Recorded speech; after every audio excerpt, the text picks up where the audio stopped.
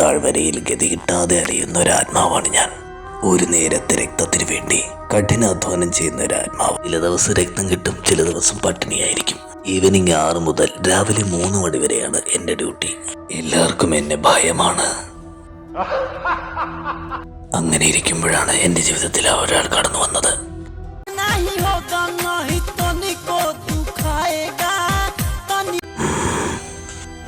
आओ എന്താ ചേട്ടാ कहाँ जाइए पहले नहीं पड़ती तंबाकू बहनो है ना क्या देख रहा है ये